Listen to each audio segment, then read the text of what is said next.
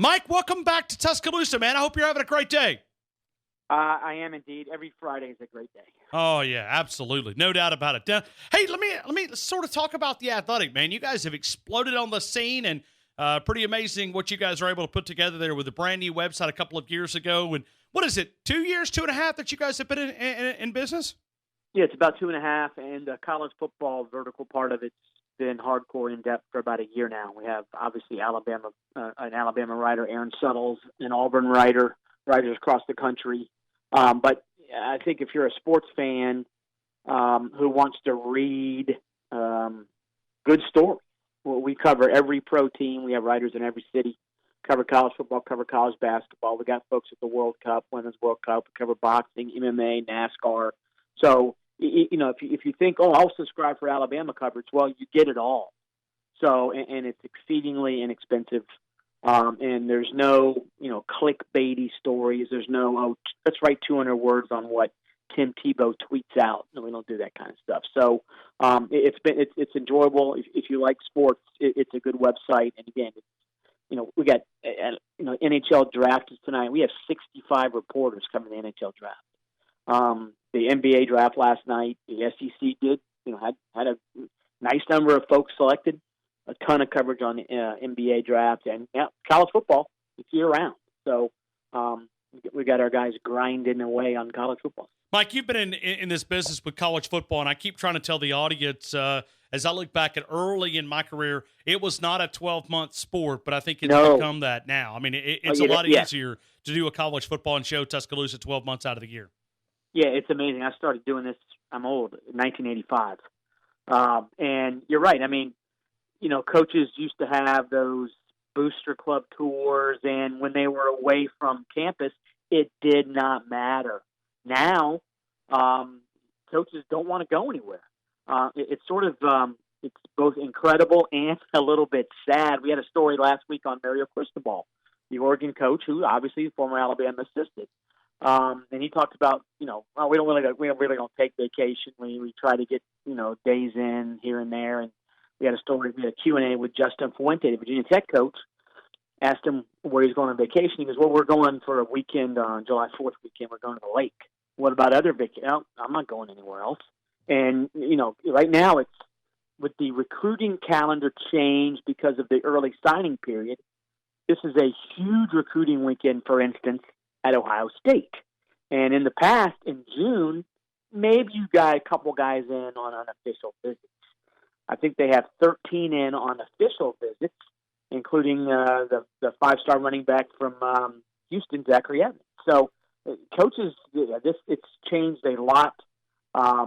It is a 24/7 sport, a lot like the NFL now. And that, in a way, is sort of sad. But you got 18, 19-year-old kids basically grinding every single day. And I think, even as recently as 10 years ago, that was not the case. We're talking to Mike Huguenin. He is the staff editor at the Athletic side of college football. Looking at the University of Alabama, when you look at Alabama in the 2019 season, very favorable schedule. But what do you see in this Alabama football team as we look ahead to 2019? Oh, they're the best team in the SEC. Certainly the most talented team probably in the country. I think there's the only roster top to bottom that's close is Ohio State. And Clemson obviously has Trevor Lawrence and some good receivers. So, and Clemson's well coached, and they're going to be there. But they lost a ton off their defensive line. But the one thing about Alabama, the passing game.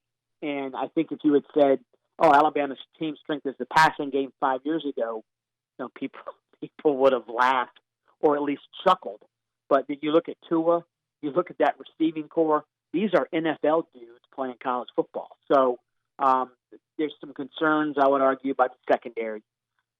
Maybe, and the defense isn't going to be locked down like it has been in the past, but I'm not sure it has to be because Tua and those receivers, if Alabama scores fewer than, I'll be honest, if Alabama scores fewer than 31 points in a game this year, I'll be surprised because that offense is that potent, that powerful, and I get the fact that the SEC's got some good defenses, but if Alabama is hitting on all cylinders, they're going to put up a boatload of points every single Saturday. Mike, when you look at the SEC West, who are you buying? Is it Texas A&M? Is it LSU? Who's going to be the second best team in the SEC West? That's a good question. I'm not 100% buying into, the LSU offense is going to change.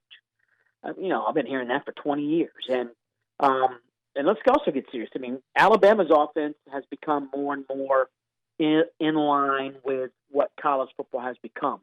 LSU's still playing offense in 1986. So they can talk all they want about, we're going to go 4 and 5 wide sets. That's what we did in the spring. Let's see if that carries over. Joe Burrow's a nice quarterback. I don't think he's anywhere close to being elite, though I will argue that I think he's better off in an offense that throws the ball 25 to 30 times a game. I think a lot of LSU success this year is going to depend on John Emery, because you're going to have to run the ball at some point. I don't care what kind of offense you play. I don't think Clyde Edwards-Helaire truly scares anybody in the SEC. He's a nice back. He's quick. He does some nice things, but he's not an elite back. Whereas Emery, if you read all the recruiting rankings, he is an elite back. The defense will be fine because Aranda's an awesome coordinator. But offensively, I'm not 100% convinced about LSU. And Texas A&M, Jimbo Fisher's a good coach. He did really nice work with Kellen Mond last year. That's an underrated receiving core, I think, because it's a group effort. There's nobody you look at and go, wow, that kid is awesome. It's more like, well, that's a pretty interesting group. A lot of athletic guys, big physical guys, a couple guys who can run. I wonder about the A&M running game. And the A&M secondary last year was atrocious. How much better is it going to be? So that's a long-winded way of me saying I'm not sure who the second-best team is, but on paper to me, Alabama's at least 10 points better than anybody else in the SEC West. I think Mississippi State's taken a step back. Arkansas is not any good. Ole Miss has less talent than last year, but will be better because it'll be much better coached. And Auburn, gigantic mystery. I don't know how good Nix is. I don't know how good Gatewood is. And in Gus Malzahn's offense, if Auburn does not have a playmaking quarterback, it struggles to score consistently. So, Alabama to me is in about half a mile ahead of everybody else in the end. We're talking to Mike Huguenin from The Athletic, the college football tab, and we'll continue the conversation. Let's go to the SEC East for a couple of minutes. Who do you like over there? Are you buying the dogs? Yeah, Georgia's the best roster by far in the East, and the top 5 roster nationally. Fromm's a good quarterback. I'm not, I saw some, he's the potential number 1 pick. I would not take him number 1. That's fine. The offensive line is going to be tremendous. The running game is going to be fine because of that offensive line. They could put me behind that offensive line, and I'd run for 1,000, and I'm 50 years old. So that's a really high-level offensive line. Then you get to the receivers. Whereas A&M doesn't have a true number 1 guy, but that's a pretty interesting group. Georgia doesn't have a true number 1 guy, and that's an interesting group because, man, on paper, that's not that impressive. Jeremiah Holloman, the best guy. Wow, I don't know about Georgia's passing game. Isaac Nauta left. That hurts. Defensively, that is a talented team, obviously. I am interested in seeing who provides a consistent pass rush. Last year it was DeAndre Walker. He's gone. And last year the best cover corner by far was DeAndre Baker. DeAndre Baker is now in the NFL. So there are some concerns at Georgia, but the rest of the SEC East, Florida won 10 last year. Mullen's a great coach. Offensive line, gigantic question mark. 4 starters gone. I don't know how good that line's going to be. Kentucky's taken a full step back. Benny Snell was a great running back, especially considering that Kentucky's passing attack last year. It was embarrassingly bad. Plus, they lost Josh Allen, maybe the second best defensive player in school history behind only Art Still. So Kentucky's going to be back to being Kentucky, which means that October 15th, everybody's attention turns to the Hoop team. Tennessee will be better, but certainly not close to being elite again. South Carolina, 8-4, 7-5, 6-6. Will Muschamp's there. That's their ceiling. Vanderbilt, the Vaughn kid is really good. But, man, who's their quarterback? Kyle Shermer last year, 25 touchdowns, 6 picks, 3,000 yards plus. He was pretty good. I don't know who their quarterback's going to be this year. Missouri getting a lot of preseason love because of Kelly Bryant. I'm not sure I'm buying Kelly Bryant. Yes, Kelly Bryant went to the national title game. I think it was more along the lines of Kelly Bryant went to the national title game on the shoulders of his teammates.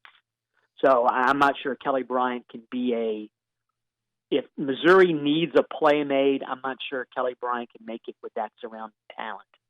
So I think Florida is probably the second best team in the East, but that is a flawed team for sure. I said Alabama was at least 10 points better than anybody in the West. I think Georgia's at least 2 touchdowns better than anybody else in the East. So those are the 2 best teams. I will be really surprised if it's not another Alabama-Georgia SEC title game. We're talking to Mike Huguenin. Mike, final couple of questions here. Let's go to Clemson for just a couple of minutes. Who's the second best team in the ACC? That's a very interesting question. Florida State was abysmal last year. I don't know how much better they're going to be with that offensive line. Miami, I'm not 100% buying into Manny Diaz is going to turn around super quick. That was an extremely mediocre team last year. The second best team might be Virginia. Bryce Perkins is a really, really good quarterback. Now, Virginia's surrounding talent, they lost a 1,000-yard rusher. They lost a 1,000-yard receiver. So who's going to step up to sort of fill the void there? But Bryce Perkins gives you hope, frankly, that they can win. You put them on the field against any ACC team other than Clemson, and Bryce Perkins gives them a legit chance to win. I think Syracuse, which won 10 games last year, will take a step back. So, again, Clemson on paper is 2 touchdowns better than anybody else in the ACC. Clemson's extremely talented, and I think they lost an incredible amount of talent along the defensive front. They're still a pretty talented team. Plus, in that league, they can sort of grow into those jobs as the season progresses. So by the time the December rolls around, Clemson's going to be fine, I think. But if anybody beats them in the ACC, it will be because Clemson played an abysmal game. So, Mike, I'm going to go back. You've been talking about doing college football since 1985. We're talking to Mike Huguenin from The Athletic. As you look at Clemson, Alabama, what they're doing in college football with Alabama, Clemson, I mean, like right now, we're already putting them in the championship game in New Orleans. Is this good for the game that you've got 2 teams that are so dominant in Alabama and Clemson? Oh, I think it's fine. I mean, those teams, everybody's chasing them, and that's fine. I mean, when USC was good in the early 2000s, I don't think anybody's, I don't care about college football because USC is awesome. No, you watch anyway. I mean, there's reasons. I mean, and Alabama's got flaws. Clemson has flaws. And, again, I will be extremely surprised if they lose. But we're talking about 19 and 20-year-old kids. And the teams, when you're relying on that much, there will be weekends where Clemson and Alabama don't play to the nth degree. The concern for a coach is that game when we actually play a legit foe.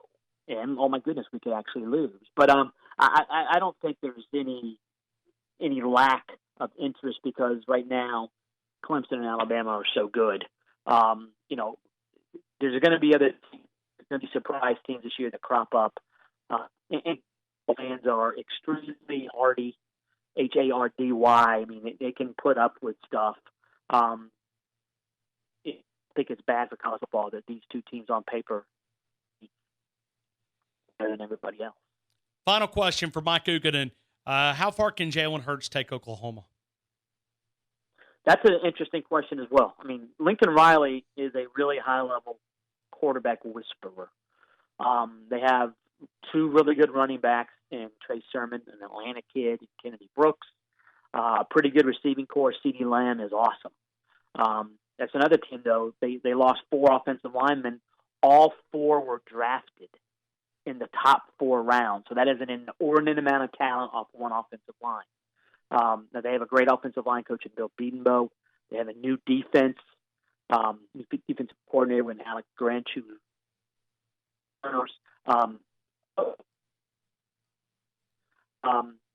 they're winning double-digit games. The question, obviously, is can he get them to the playoff? And, yeah, I think he can. I think Riley is good enough to realize I'm going to quit my offense, take advantage of Jalen Hurts. Murray ran for 1,000 yards last year. Hurts could run for 1,000 this year in a different manner. But I think Jalen Hurts is going to have a big year. And yeah, I think if you're an Alabama fan, part of you's like, oh, that'd be pretty cool to see Jalen in the playoff. And that's a distinct possibility, I think. Mike, as always, man, have an awesome weekend. I hope you got big plans. And, we're counting down about 30 days away from SEC. No, less than that, about 25 away from SEC Media Days. And then fall camp will be starting in about 39 days, something like that here in Tuscaloosa. And 71 days until they kick off that, I guess, week number 1, not week number 0, a little quicker then. But, Mike, as always, thank you so much for being a part of the show, man. Thanks for having me on. I always enjoy it.